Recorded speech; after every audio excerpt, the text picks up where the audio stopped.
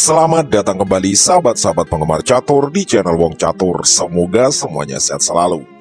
Kali ini kita akan membahas partai luar biasa yang dimainkan pecatur wanita andalan kita, Irene Karisma Sukandar, ketika mengalahkan Grandmaster kelahiran Argentina yang sekarang berkebangsaan Spanyol, yaitu Alan Pichot, tanggal 8 Desember 2021, dalam turnamen Sheikh Hamdan bin Rashid Chess Cup 2021 babak ke-9.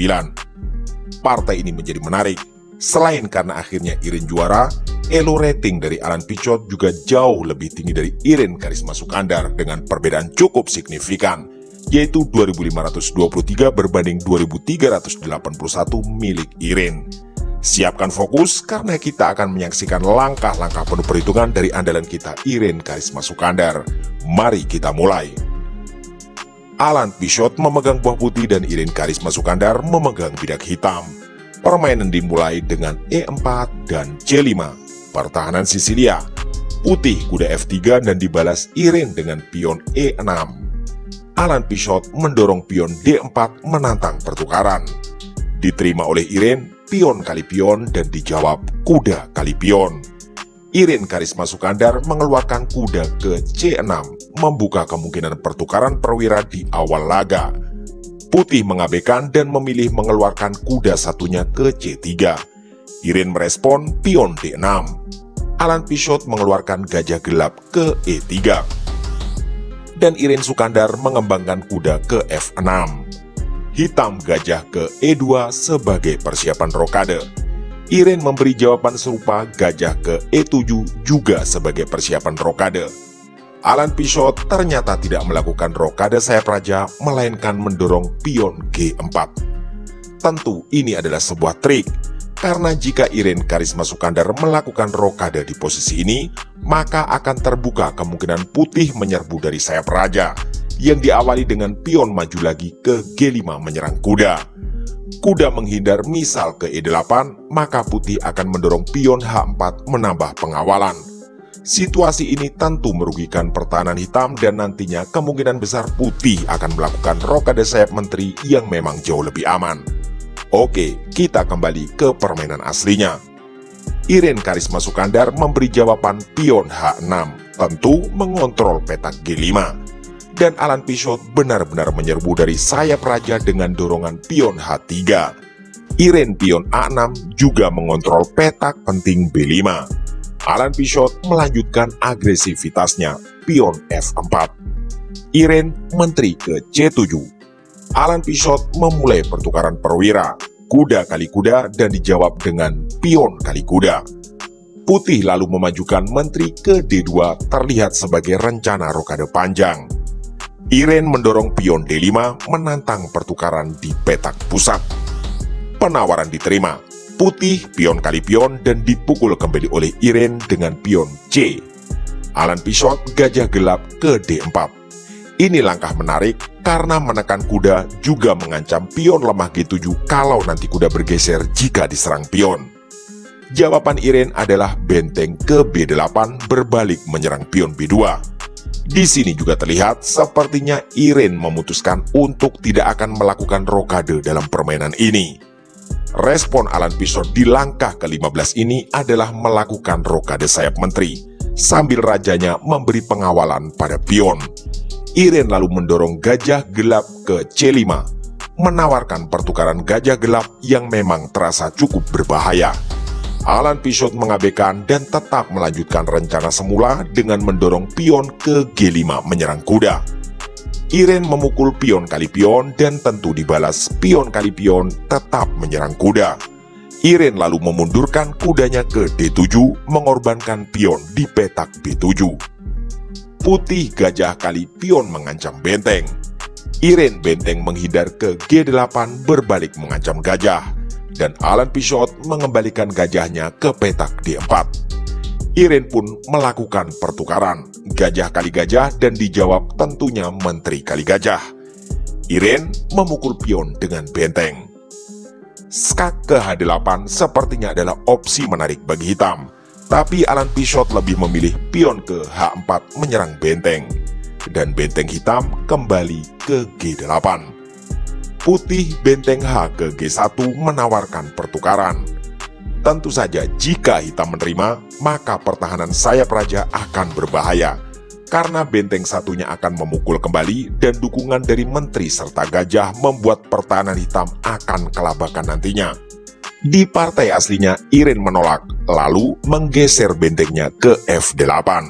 Di posisi ini, Alan Pichot membuat langkah menarik, yaitu mengorbankan kudanya memukul pion D5. Tentu tujuannya adalah membuka lajur E yang diduduki oleh Raja Hitam. Setelah menghitung dengan cermat, Iren menerima pengorbanan pion kali kuda. Kita memasuki momen-momen krusial di mana secara sekilas Iren tertekan dan putih punya satu pion bebas di lajur H. Alan Pichot menggeser benteng G ke E1. Tujuannya jelas, open skak di langkah berikutnya.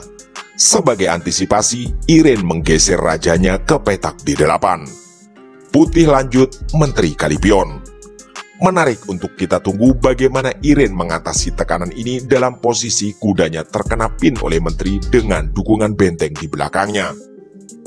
Iren benteng ke B6 menjaga pion A serta mengawal baris ke-6 karena pion H milik putih semakin dekat ke promosi. Putih menteri G5 skak dan Iren menutup dengan mendorong pion ke F6 sambil berbalik menyerang menteri. Putih menteri ke G7 mengancam benteng karena kuda putih terkena pin oleh benteng serta memberi pengawalan pada pion H menuju jalur promosi. Iren memberi jawaban sangat menarik, yaitu melancarkan serangan balik dengan menteri ke F4 skak. Putih menggeser rajanya ke B1. Iren kemudian menggeser benteng ke E8 menyelamatkan diri. Alan Pichot pion A3 mengontrol petak B4 dari pendudukan menteri hitam. Iren melanjutkan serangan dengan menteri ke F2, mengancam pion H sekaligus menambah tekanan pada gajah. Alan Pichot menjawab menteri ke G4 melindungi gajah dan pionnya. Iren Karisma Sukandar melanjutkan benteng B ke E6 sebagai perwira ketiga yang menekan gajah milik putih.